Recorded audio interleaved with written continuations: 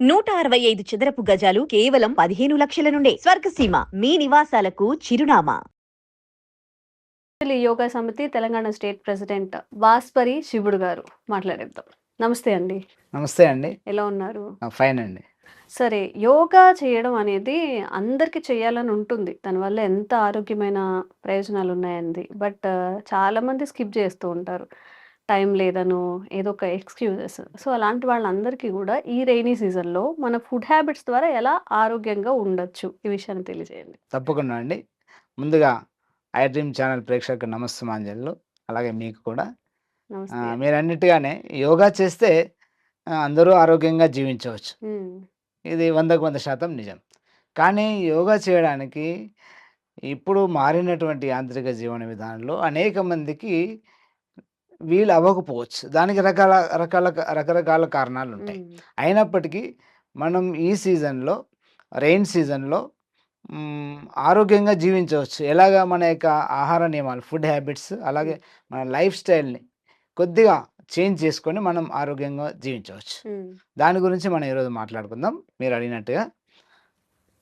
మొన్నటిదాకా 10, 15 డేస్ ముందు వరకు రెయిన్ సీజన్‌లో మన సమ్మర్ సీజన్‌లో ఉన్నాం. హ్మ్. ఇప్పుడు సడెన్‌గా మనం రెయిన్ సీజన్‌లోకొచ్చాం. హ్మ్. హ్మ్. మన వాతావరణంలో నిరంతరం మార్పులు జరుగుతూ ఉంటాయి. ఇది సహజం. హ్మ్. ఆ మార్పుల యొక్క ఎఫెక్ట్ ఏదైతే ఉంటుందో, ఆ వాతావరణంలో జరిగిన మార్పు ఎఫెక్ట్ మన శరీరం పైన, మన బాడీ పైన తప్పకుండా దాని యొక్క ప్రభావం పడుతుంది. హ్మ్.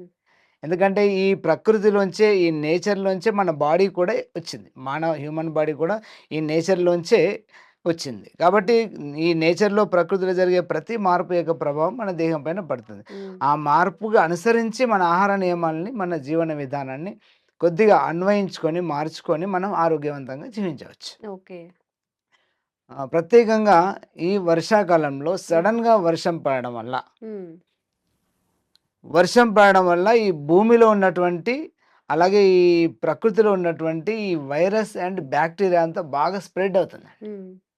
అప్పటిదాకా ఆహ్, ఆహ్, నిక్షిప్తంగా ఉన్నటువంటి బ్యాక్టీరియా గానీ, వైరస్ కానీ ఈ వర్షం కారణంగా ఒకసారి వాతావరణంలో స్ప్రెడ్ అవుతుంది. హ్మ్. అది అందరికీ, పిల్లలకు గానీ, పెద్దవాళ్ళకి గానీ అందరికీ అనేక రకాల bacterial attack and virus attack. అవును.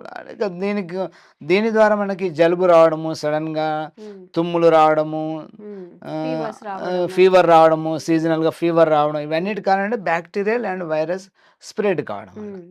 దీన్ని మనం మనం తీసుకునే ఆహారంలో కొద్దిగా మార్పు చేసుకొని, ఈ వైరస్ యొక్క, అలాగే ఈ బ్యాక్టీరియా యొక్క ప్రభావాన్ని మనం ఫేస్ చేయొచ్చండి. హ్మ్. ముఖ్యంగా ఈ సీజన్‌లో కఫతత్వం మన శరీరంలో పెరుగుతుంది. ఓకే. కఫతత్వం డామినేట్ చేస్తుంది. హ్మ్. దాంతోని ఈ సీజన్‌లో ముఖ్యంగా వాటర్ విషయానికొస్తే, బాగా వేడి చేసి చల్లార్చినటువంటి నీటిని హ్మ్. తీసుకోవచ్చు. హ్మ్. అంటే బాగా మరిగించి కాచి.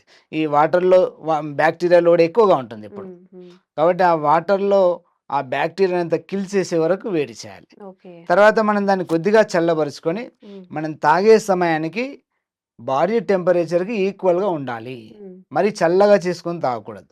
అంటే గోరువెచ్చగా వార్మ్ వాటర్. హ్మ్. మనం ఎప్పుడు తాగినా 24 అవర్స్‌లో ఎప్పుడు తాగినా ఈ వార్మ్ వాటర్ తీసుకోవాలి. ఓకే. ఇలా తీసుకుంటే మన బ్యాక్టీరియా లేక వాటిని కిల్ చేసి జీరో బ్యాక్టీరియా వాటర్ మనం తీసుకోవచ్చు. హ్మ్. దాంతో ఓకే. పాటుగా ఈ ఆహారం విషయానికొస్తే, హ్మ్.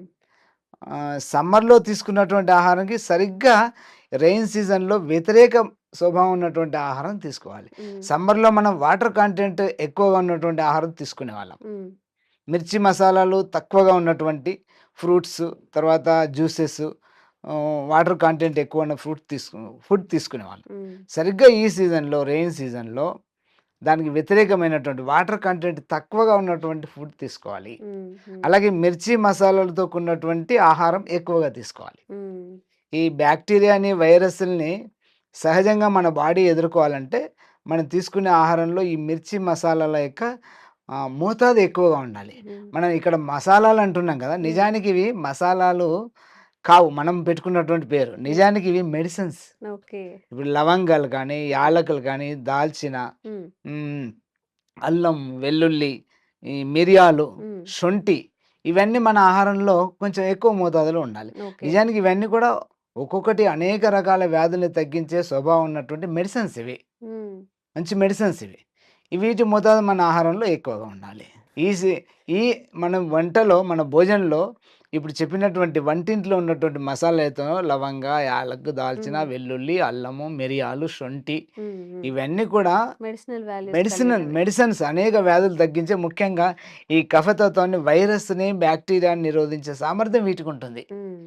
ఇవి అలాగే పచ్చిమిర్చి కూడా. ఇవి మనం ఈ సీజన్‌లో ఎక్కువగా తీసుకోవాలి.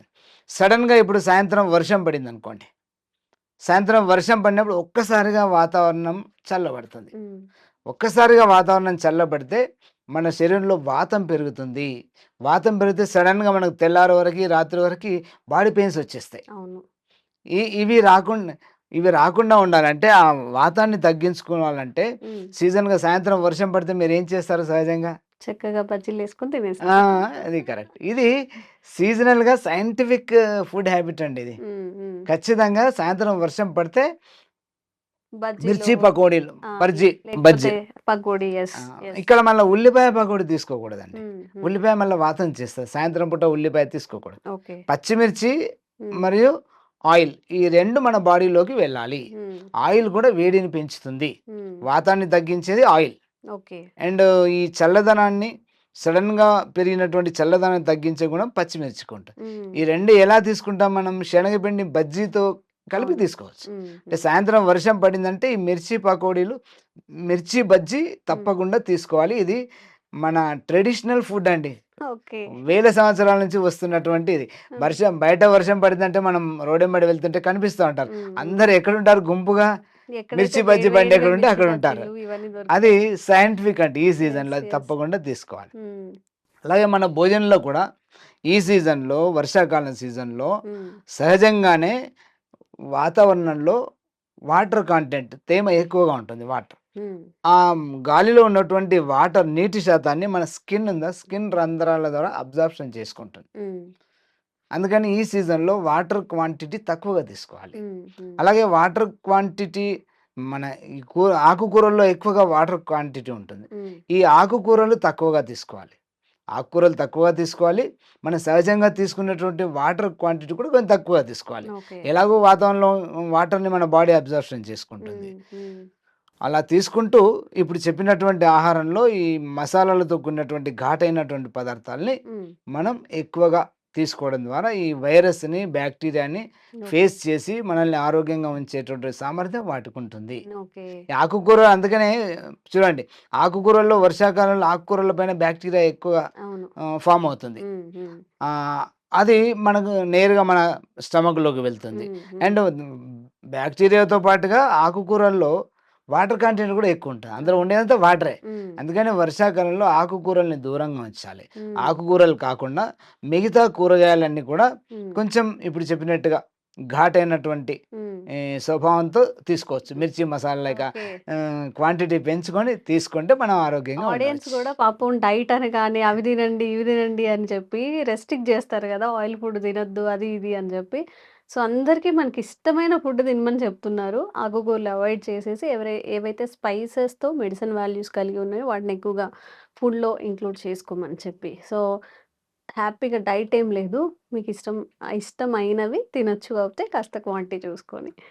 ఇక్కడ ఇష్టమైనయి అంటే సరిగ్గా ఇప్పుడు మనం చెప్పుకున్న ఫుడ్డు హ్మ్. సమ్మర్‌లో తీసుకోరాదండి. హ్మ్. సమ్మర్‌లో పూర్తిగా ఇప్పుడు చెప్పిన ఆహారం సమ్మర్‌లో తీసుకుంటే విపరీతంగా వేడి వేడి పెరిగి, పిత్తం చేస్తుంది. పెరిగి హ్మ్. అనేక రకాల ఇష్యూస్ వస్తాయి. హ్మ్. ఇప్పుడు రెయిన్ సీజన్‌లో మాత్రం ఇలాంటి ఫుడ్ తప్పకుండా తీసుకోవచ్చు. హ్మ్. ఇప్పుడు చెప్పినటువంటి ఫుడ్డే.